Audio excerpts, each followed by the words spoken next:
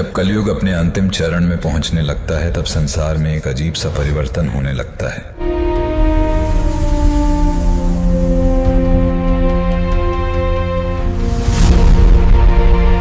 मनुष्य के हृदय से करुणा धीरे धीरे समाप्त होने लगती है। सत्य को कमजोर और झूठ को शक्तिशाली माना जाने लगता है।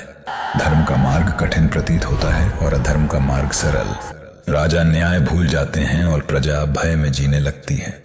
लोभ, क्रोध और अहंकार मनुष्य के भीतर ऐसे घर बना लेते हैं जैसे वही उसका स्वभाव हो। ऋषियों की वाणी का उपहास होने लगता है और मंदिरों की घंटियों की आवाज भी लोगों को सुनाई देना बंद हो जाती है।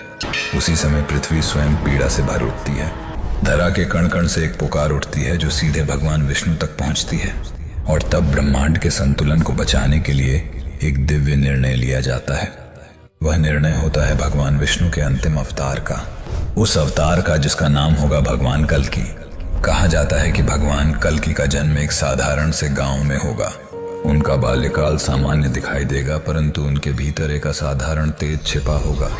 जब वे बालक होंगे तब भी उनकी आंखों में एक ऐसा प्रकाश होगा जो साधारण मनुष्य में नहीं होता। उनके माता पिता उन्हें एक सामान्य बालक की तरह पालेंगे, परंतु ऋषि और देवता जानते होंगे कि यह बालक साधारण नहीं है।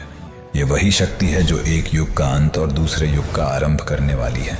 समय बीतता है और जब भगवान कल्कि 16 वर्ष के होते हैं तब एक दिन उनके जीवन में एक महान घटना घटती है।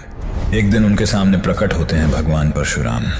वही परशुराम जो भगवान विष्णु के छठे अवतार हैं। वही परशुराम जो सप्त चिरंजीवियों में से एक हैं, जिनकी फरसा से पृथ्वी कई बार अधर्म से मुक्त हुई है। परशुराम भगवान कल्कि को देखते ही समझ जाते हैं कि यही वह शक्ति है जिसका वे सदियों से इंतजार कर रहे थे। वे भगवान कल्कि को अपने साथ ले जाते हैं। इसके बाद आरंभ होती है एक अद्भुत शिक्षा। यह शिक्षा केवल युद्ध की नहीं बल्कि धर्म की होती है। परशुराम उन्हें धनुर्विद्या सिखाते हैं, उन्हें तलवार की गति का रहस्य बताते हैं, उन्हें ब्रह्मास्त्र, पाशुपास्त्र और कई दिव्य अस्त्रों का ज्ञान देते हैं। वे उन्हें बताते हैं कि शक्ति का प्रयोग केवल विजय के लिए नहीं बल्कि न्याय के लिए होना चाहिए। वे उन्हें यह भी सिखाते हैं कि सच्चा योद्धा वही है जो अपने क्रोध पर विजय पा सके। सालों तक यह शिक्षा चलती है और भगवान कल्कि धीरे धीरे एक अद्वितीय योद्धा बन जाते हैं। उधर दूसरी ओर कली अपनी शक्ति बढ़ा रहा होता है। कली कोई साधारण राक्षस नहीं है, वह मनुष्य के पापों से जन्मी हुई शक्ति है। लोभ, वासना, हिंसा और छल से बनी हुई एक जीवित अंधकार।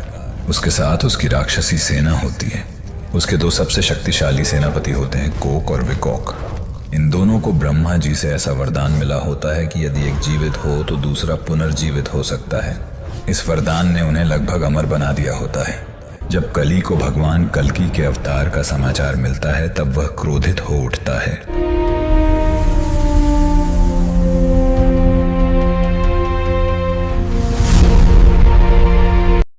अगर ये कहानी आपको पसंद आई है और आप इसका पार्ट 2 देखना चाहते हैं तो हमें कमेंट में ज़रूर बताएं और चैनल को लाइक करके सब्सक्राइब करना ना भूलें।